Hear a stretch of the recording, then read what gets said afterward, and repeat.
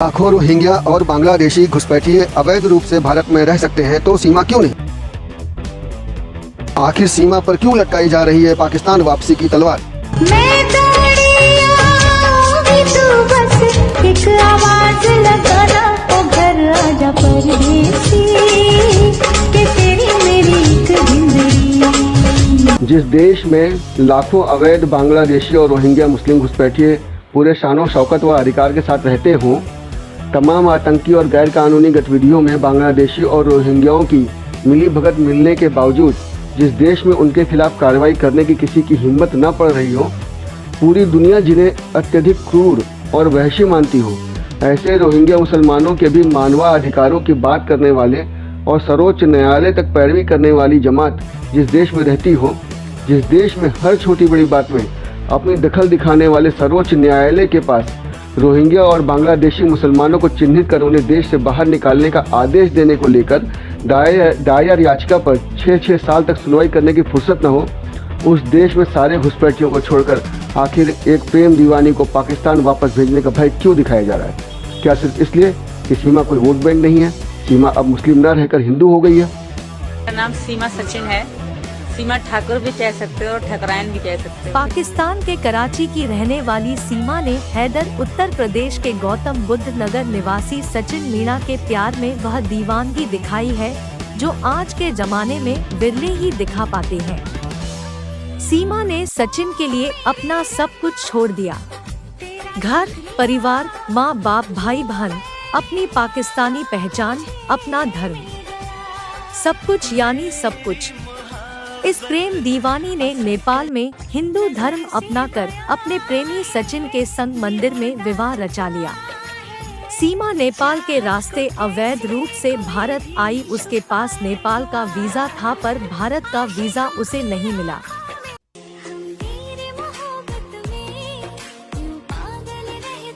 इस एक गलती के लिए सीमा और सचिन को गिरफ्तार किया जा चुका है। फिलहाल दोनों जमानत पर हैं।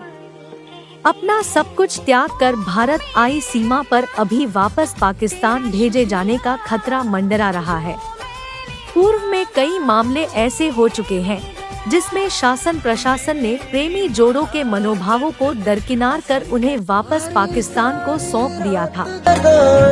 मुझको तेरी यादें, मेरे सारे गीत बने मेरे दिल की। सीमा की गलती सिर्फ इतनी है कि सीमा अवैध रूप से भारत में घुसी, पर वास्तव में देखा जाए तो इस गलती के लाखों गुनहगार देश में हैं।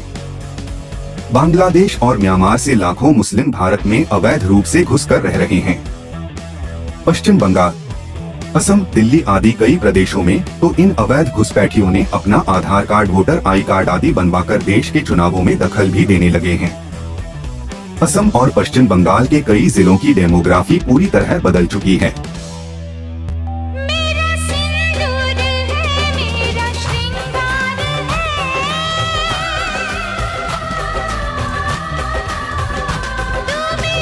भारत का सर्वोच्च न्यायालय वैसे तो कार्यपालिका व विधायिका के लगभग हर कार्य में दखल देता है।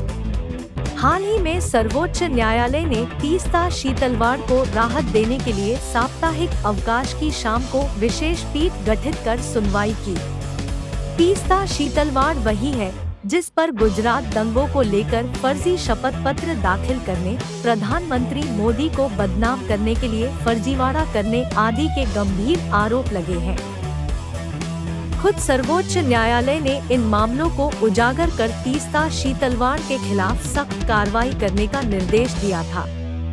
इस निर्देश के क्रम में गुजरात उच्च न्यायालय ने करीब 1 साल से जमानत पर चल रही तीस्ता को न्यायालय के समक्ष समर्पण करने का निर्देश दिया था।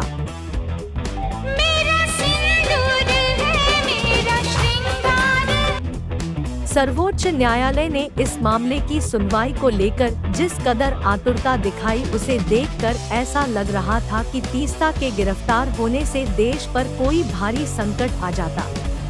यह वही सर्वोच्च न्यायालय है जो अफजल गुरु जैसे आतंकवादियों के लिए आधी रात को सुनवाई कर लेता है, पर इसी सर्वोच्च न्यायालय को भारत में घुसकर बैठे बांग्लादेशी व रोहिंग्या मुसलमानों को देश से निकालने का आदेश देने को लेकर दायर याचिका पर सुनवाई करने के लिए 6 साल में भी वक्त नहीं मिला है। मैं राज तुझसे कहूँ, हम राज बन जा जरा। वरिष्ठ अधिवक्ता अश्विनी उपाध्याय ने वर्ष 2017 में एक याचिका दायर की थी। इसमें उन्होंने बांग्लादेशी व रोहिंग्या घुसपैठियों को 1 साल के अंदर चिन्हित कर उनके देश वापस भेजने का आदेश देने का अनुरोध किया था। इस याचिका पर अभी तक सुनवाई नहीं हो सकी है। मार्च 2023 में इस याचिका को प्राथमिकता पर सुनने के अनुरोध पर सर्वोच्च न्यायालय ने नाराजगी जताते हुए कहा था कि कुछ कार्य विधायिका व कार्यपालिका को भी करने दीजिए। सर्वोच्च न्यायालय ने इस मामले में अपना जवाब दाखिल करने के लिए केंद्र सरकार को और समय देते हुए याचिका को आगे बढ़ा दिया। ऐसे में जब देश में लाखों घुसपैठिए असम से कश्मीर तक रह रहे हैं, तो सीमा को घुसपैठिया बताकर उसे पाकिस्तान भेजने की बात ही बेमानी है। करनी है कुछ गुफ्तगू, अल्फाज बन जा जरा। पूजती हूँ तुझको भगवान की तरह, पूजती हूँ तुझको भगवान की तरह। तू छा गया है मुझ पे आसमान की तरह, तू छा गया। सारी रात जगाए मुझको तेरी यादें, मेरे सारे गीत बने मेरे दिल की। इसलिए मेरा सभी दर्शकों से अनुरोध है कि सब कुछ छोड़कर आई सीमा को भारतीय नागरिकता दिलाने के लिए अपनी आवाज़ बुलंद कीजिए। इस वीडियो को इतना शेयर कीजिए कि मोदी व योगी सीमा को भारत की नागरिकता देने को बाध्य हो जाएं।